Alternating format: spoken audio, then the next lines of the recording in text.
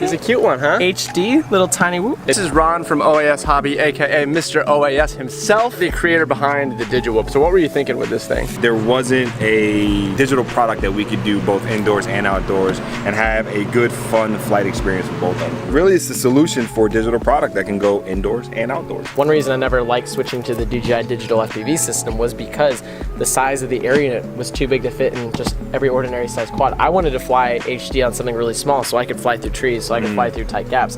Now with the caddx Vista, we have that HD capabilities, and now essentially you've taken that platform and put it on a smaller size drone with ducks that can fly well outdoors but can also fly indoors. I think it's the perfect solution for what we're going for. All right, let's fly.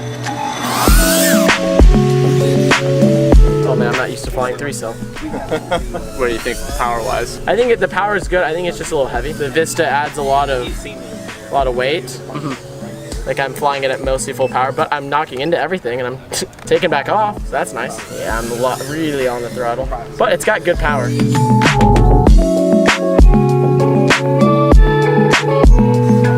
that was a nice little gap.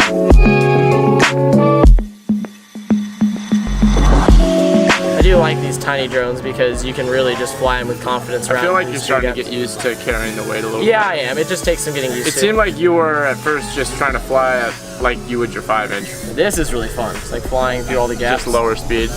Yeah, like I'm not saying I'm going slow either. It's just like you couldn't do this. This is so cool. Problem with the 5-inch quad is you could do this, but one little extra blip of the throttle. And I don't know. I don't know that you could fit through some of these. Oh yeah, some of these gaps you're definitely not fitting through with the 5-inch. This is awesome. And even if you hit stuff, you're still good. Dude, go over to the building. My battery's done. Oh, you are done. Oh, 7 point. Yep. So only downside I can really see to this quad is the flight time wasn't really that good. I probably flew around for a minute and a half, actually airtime. And I was ripping it for probably the first 30 seconds. The power itself is really good. Because you're flying with more power, it also drops the voltage while you're flying.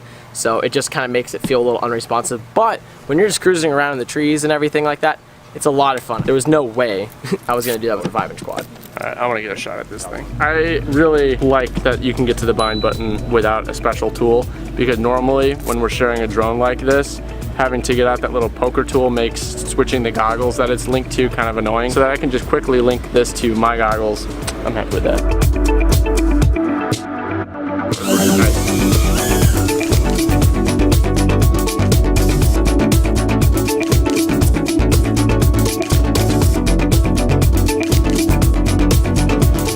It's just a very different flying experience. I'm kind of having to like hold myself back from doing what I would normally do, which is like bigger, more swoopy thingies, and just like get really in this tight area and just enjoy cruising. These are the perfect trees for this. Oh yeah, you got to get on the throttle earlier because it's got some weight to it. So it has power, but with that weight, ooh, that's cool. That was a little sketchy. You feel the weight more when you're dropping? Yeah, when you drop, you got to get on the power a lot earlier. But this building, this is pretty tight. Look at these little holes here. So I want to try and dive one of them, but I don't know if I have the power to pull out, so. There you go. That was pretty good. That was a good one. It's stable upside down. That's nice. It just, the weight. So it's got weight, but at least it does have a really nice float to it. And as long as you get on the throttle early enough, it's really not a problem. Only downside I'm really seeing so far is that the flight time is not really there. Well, you could get a larger battery. Yeah, but then you get more weight. And then you're still up in the throttle more, so you're just, there's a certain point where like even if you go to a bigger battery, you're not gonna gain flight time because you just have to use more power to keep it in the air. What size battery do you normally fly on, Ron? 450s, I think. So 450, yeah, I've got a 450. You fly 850? Yeah, 850s. How many you got? A lot. Let me see your bigger battery. I just want to see if the weight to power ratio is affected much by the battery. The C rating is based on the battery size. But you also have to use more power to keep it in the air because it's heavier now. You think this is the sauce, Ron? I think it really depends on your flight style and what you're concerned with, right? So if you're concerned with flight time and you're not trying to, pull out of a dive like these guys are doing, then a bigger battery would suffice. If you're more concerned about being able to do cool things, I think you can go with a smaller, longer battery. Sounds more powerful. It's got more power, but I do feel the weight. So let's see, does it pull out? Oh yeah, it's heavy with the thick battery. Dude, I'm so not calibrated. That's so weird because I could do it first try on the smaller battery. I remember my first power loop. There we go. Oh, and it pulled out. I don't know, Vanny. All right. I might like it better. Okay, so I actually, off the bat, just hovering it, I like it better now because I'm. But you do feel the weight. Oh yeah, but like the power is better. It seems the power's more consistent. So you have that weight to deal with, but on that smaller battery, every time I gave a throttle, my voltage was sagging big time. And now it's staying more consistently up there in the 12s. Nice, nice. So I think Oh no! I was full power, We're good, we're good, we're good.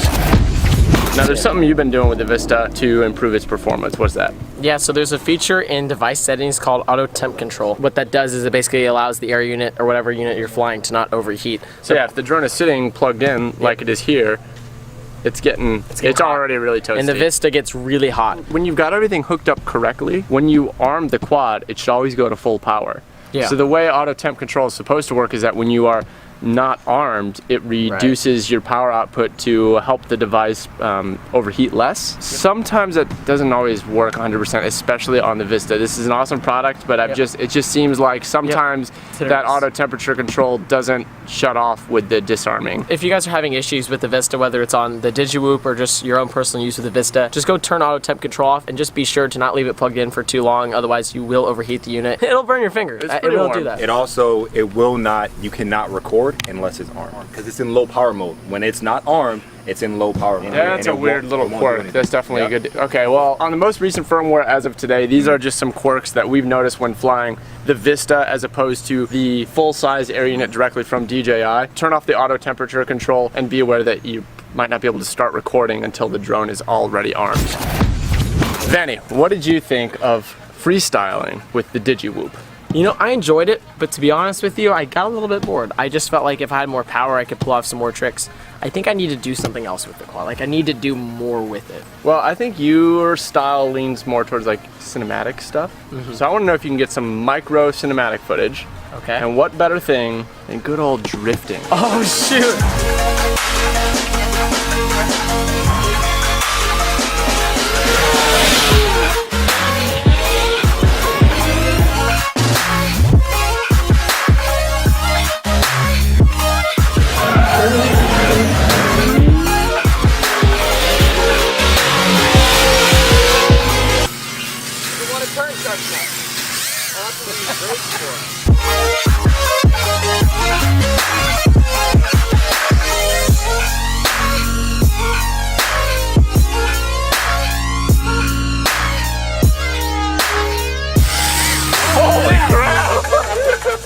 This is actually a lot of fun. I'm getting more used to like the throttle in the drone itself. It feels like what it would feel like if you scaled it down. So Ron's original spec for the digiwhoop used 1106 6,000 kV motors.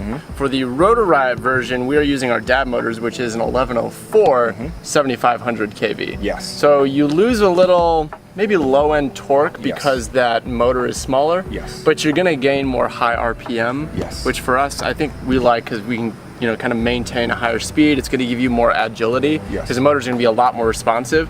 The other thing I liked about the 1104 is it lowered the props to be more even with the ducts. All your other line of quads typically have a higher kV, motor, so it makes sense for the Rotor Riot version to have that, and it does give you all the responsiveness of the type of flying that you typically do anyway. So that's fantastic, right? But either way, with the OAS spec or the Rotor Riot spec, you can fly with a 3-cell battery as we've been doing out here, which gives you more power when we're in a little bit of open area. But if you're in maybe a tighter area or even indoors like you originally envisioned this for, you can step this down to 2S, right? Yes, you can step it down to 2S, and Tyler over at their Rotor Riot, Tyler Crane, he did a fantastic job with the dump. I'm not going to take credit for the tune because he did it. But what it is when you plug in a 2S battery, it automatically recognizes that's a 2S battery and changes your rates, changes your filter settings. And then when you go outside and plug in a 3S battery, it changes your rates, changes your filter settings. So there's nothing you have to do. Whatever battery you plug in, the drone knows what you're doing. It'll change it so that the tune is optimized for that lower battery. And I think we got to find a little indoor area, plug in a 2-cell and see how does it stack up when we're trying to fly even tighter areas. This is Cade. This is the Rotor Riot intern. Am I looking in the right spot? Hello. No, Cade, have you ever even flown a drone before? Wow. You know, we'll start you on the 2 cell, see if you can handle it.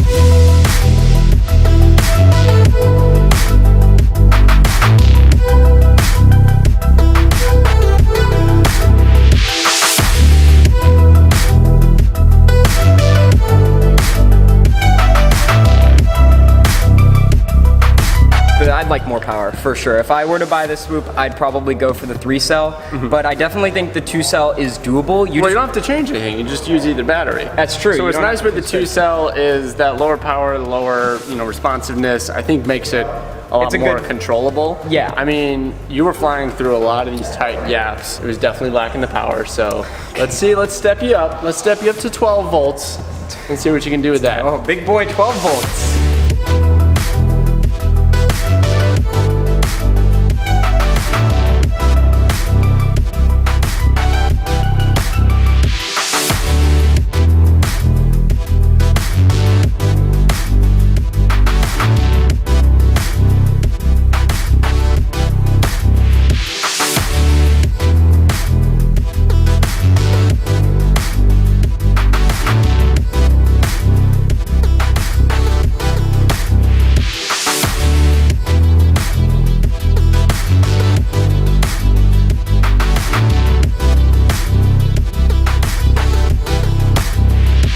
I feel like the 3 cell experience is, in my opinion, more fun, but that's also because I have more experience despite what this guy says. For someone who is either just getting into the hobby or doesn't have as much space as this wonderful warehouse right here with all the gaps that you could possibly want, it might be better just to bring it down to 2 cell. I was noticing with 2 cell, I was kind of right here on the throttle, which there's not a lot of, you don't have a lot of power there, but when you have a smaller environment, you don't need the power. But when you have a bigger-ish environment like this, I was probably around like 50%, and when I needed the power, as you saw with the dive gate and everything, I could just really go wild with it without any trouble. With the batteries being so cheap, because these small batteries don't cost a lot of money. So the nice thing is you can just get the same drone and buy a couple batteries at both sides, and then depending on what environment, just fly the correct battery. Yeah. Personally, I think I would always just fly 3 cell. I think I'm with you that I would rather just get used to the more power and just like learn to control myself and still be able to fly the smaller gaps. What if I was just starting out? It would probably calm things down a little bit. I'm gonna raise the camera tilt up just a little bit. I'm gonna try and just create a little bit of a racetrack in here and see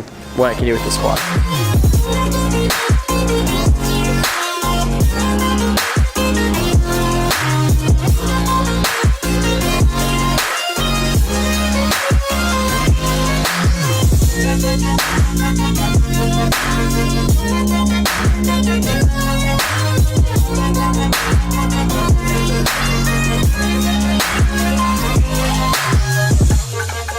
Your broken glass? Yeah. Oh, yeah, we got a little bit of a little broken light there. Probably a live circuit. All things aside though, I could get very addicted to this because like it's got the feel of like a bigger 5-inch quad. Like in the size of these elements I'm flying through, I'm flying it around. I'm like, oh, this is like really fun because I can see everything and I saw the lights. The timing was not there. But like go up through the dive gate and whip back around and the speed and hear the sound and the feel of it. Like it's really fun to fly. I was like, okay, I'm gonna come with the track. I'm gonna fly and like get some footage for the episode. And I'm like, oh, give me another battery. Like this is like now I'm like hyped about racing. Like.